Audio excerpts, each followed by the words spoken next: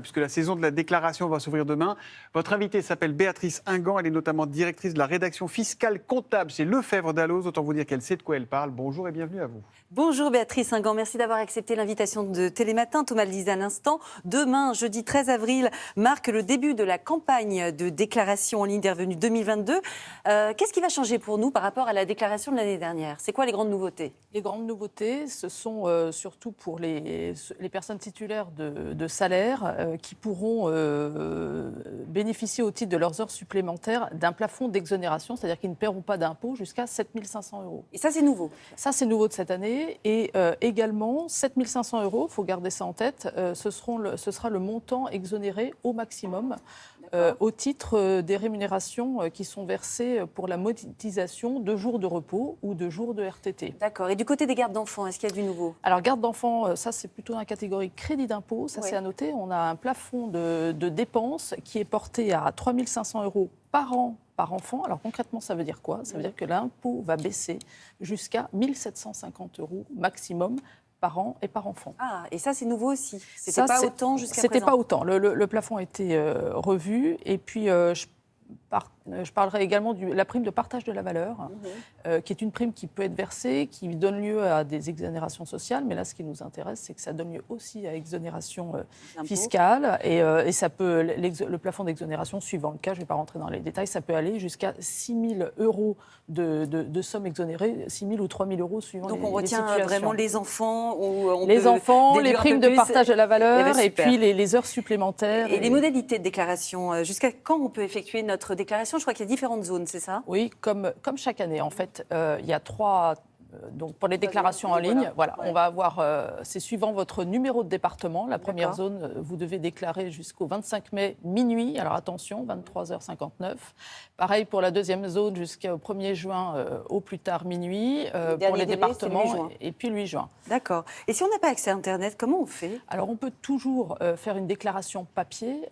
Là pour le coup, j'attire l'attention des téléspectateurs. Le délai est plus tôt, ce sera au 22 mai. Ah d'accord.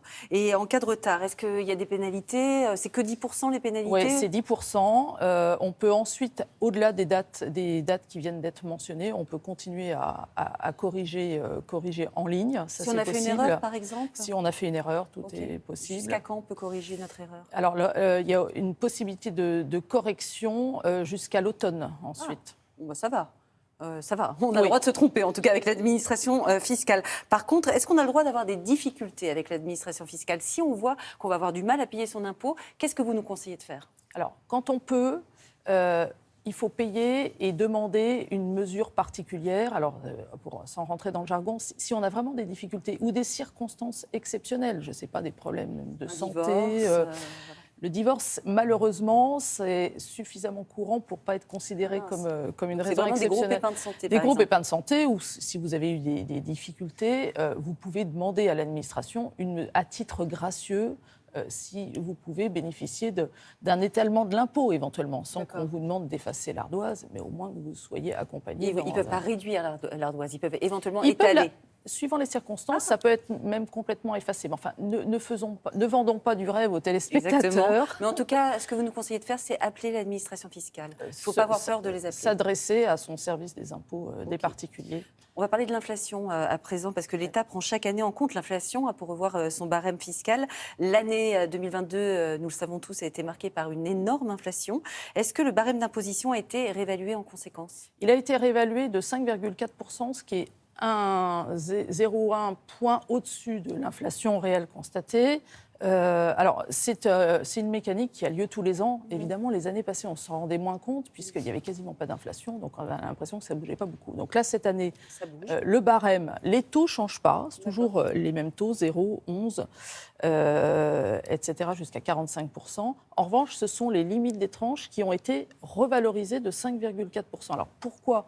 C'est comme l'inflation a donné lieu éventuellement à des augmentations de salaire, votre augmentation de salaire, si elle est à peu près dans le niveau de l'inflation, vous ne paierez pas plus d'impôts. Alors, la bonne nouvelle, pour les gens qui malheureusement n'auraient pas connu de hausse de revenus, ils paieront moins d'impôts. Ah, donc ça, c'est vraiment une réalité. Oui. On va parler aussi du modèle fiscal, parce que la France est vice-championne des prélèvements obligatoires en Europe, juste derrière le Danemark, avec un taux de 47% du PIB en 2021. Qu'est-ce que ça veut dire de notre modèle fiscal ? On impose beaucoup encore en France ? On impose beaucoup. Bon, après, il y a une réalité qui s'impose. Il faut avoir en tête qu'on paye des impôts pour financer de la dépense publique. Alors, ça ne parle pas forcément à chacun d'entre nous, mais on vit tous en société et notre société ne peut fonctionner qu'avec un financement de politiques publiques. Après, chaque État a son modèle. On a nos voisins d'Europe du Nord qui ont des impôts très élevés avec des mesures, une politique sociale très développée et qui fait adhésion de la part de la population. Les pays latins sont d'autres tendances. Ils sont moins imposés dans les pays latins. Alors, légèrement moins, mais enfin, sont imposés aussi. Nous, la difficulté, il y a une difficulté de perception par le contribuable, c'est qu'il n'y a pas forcément d'adhésion à la façon dont l'argent est dépensé. Et en plus, par le souci de bien faire, le législateur fait une loi de finances chaque année avec souvent beaucoup de changements et des particularités. Pour de bonnes intentions. Après, ce qui fait de notre système sa particularité, c'est surtout qu'il est très complexe. Et ça fait des années qu'on en parle, des dizaines d'années. Déjà, il y a eu le prélèvement à la source, ça a décomplexifié un peu le problème. Alors, ça a décomplexifié le recouvrement de l'impôt. Mais il n'y a pas eu de réforme fiscale de fond.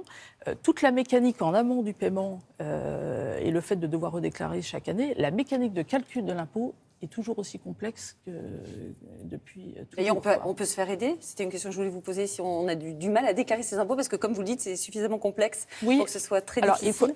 La Direction générale des finances publiques a grandement simplifié les opérations pour des personnes qui ont des revenus qui sont déclarés. Par exemple, quelqu'un qui n'aurait qu'un salaire qui est déclaré pour son employeur, comme c'est le cas de beaucoup de Français.